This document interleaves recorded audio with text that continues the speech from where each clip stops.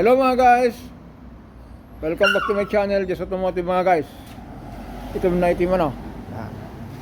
Galing tayo sa biyahe. Pagkwentuhan natin itong itong ating small body. Kasi po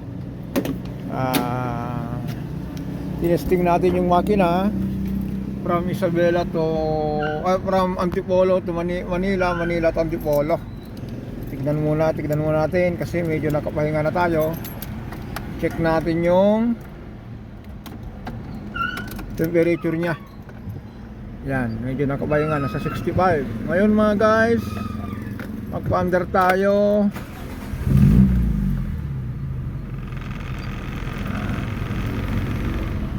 RPM mga guys. Yan, 700.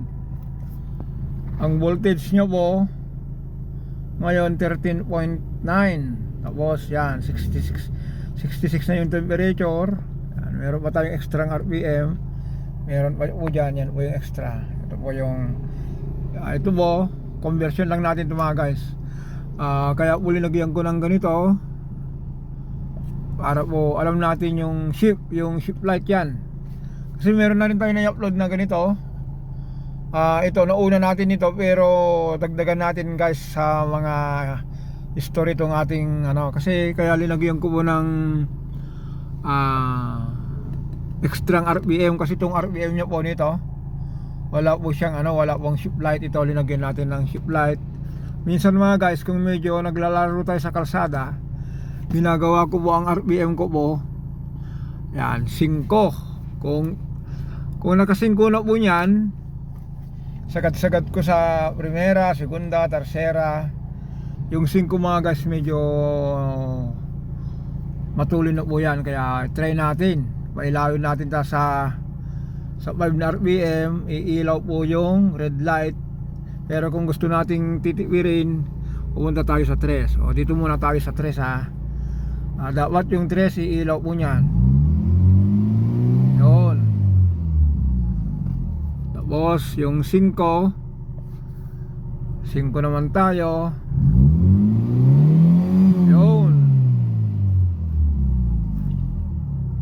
Tapos yan 14.2 yung temperature nya po 72. Tapos RPM natin mga guys 700. Yan.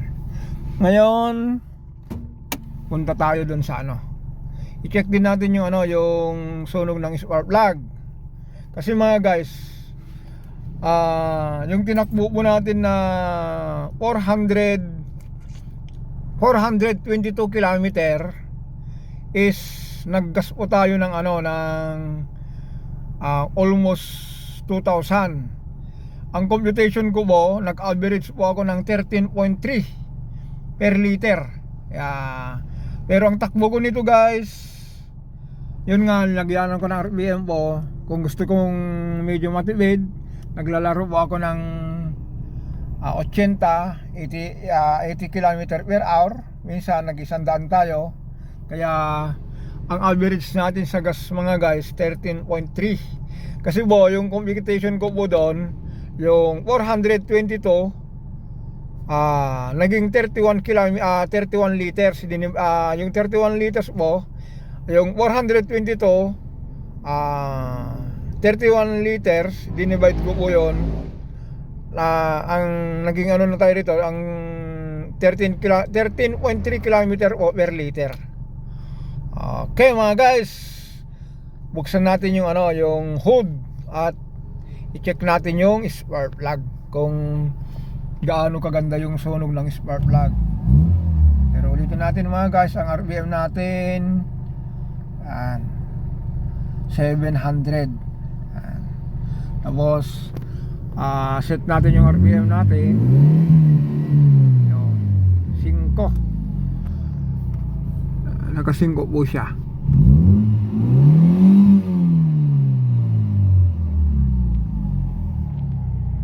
Punta na natin yung yung spark plug. Check natin kung gaano, kung anong niya, kung ano ang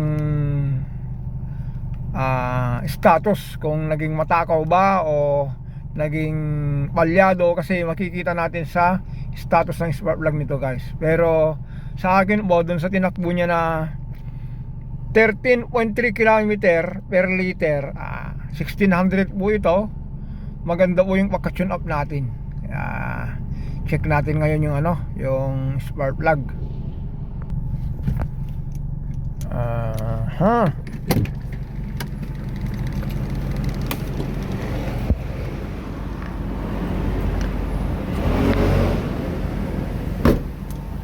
Pabalo ito, dapat patayin natin para makita natin yung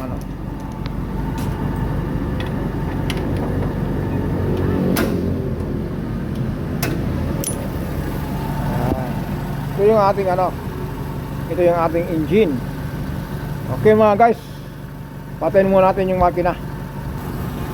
Patayin natin yung makina mga guys para i-check natin yung spark plug. Ito yung natin gamit natin.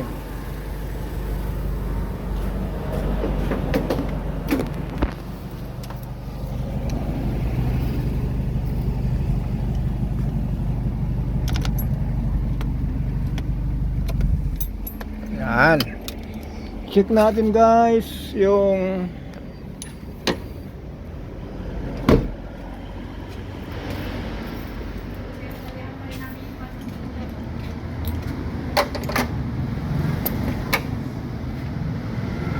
tignan natin, sana yun natin malalaman kung anong klase.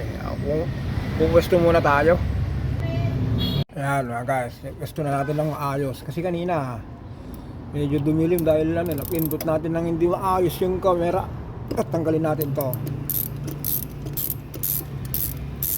Kasi mga guys, dito natin makikita kung normal yung sunog ng ng spark plug kasi ang gamit natin dito mga guys 97 octane yung sea oil.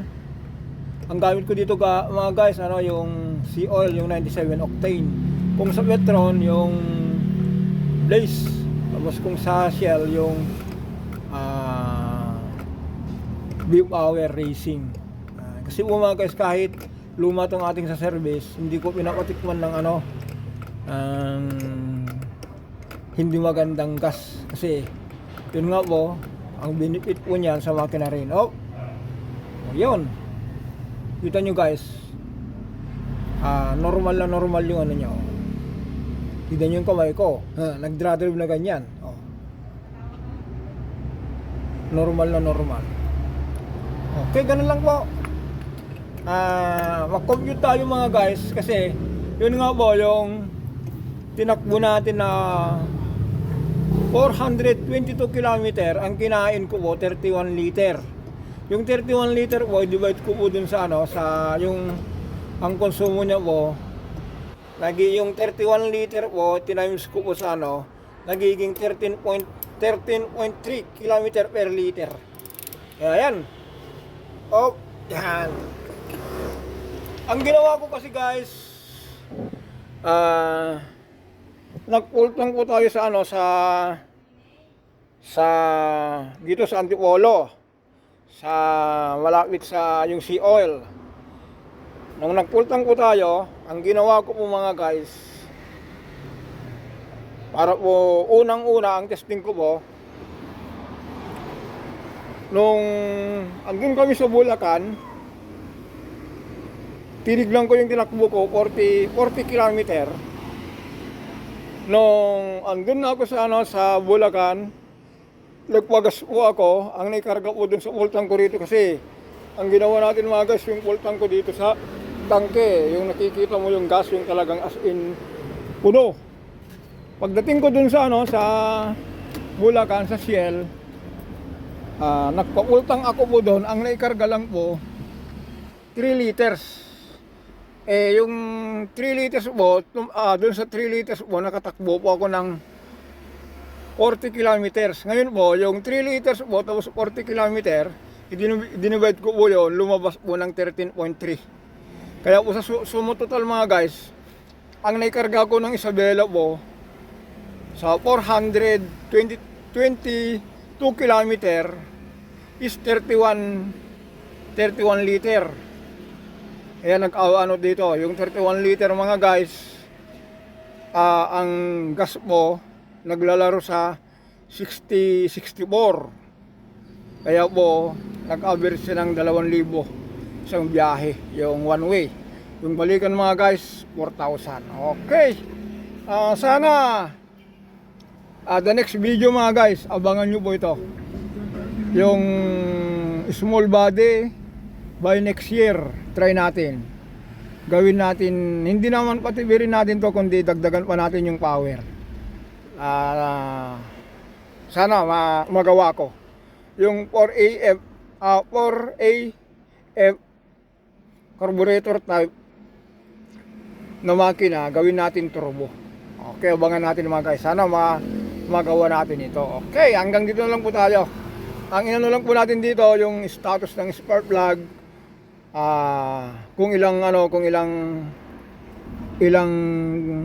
kilometro per liter, nakuha natin yung 13.3 km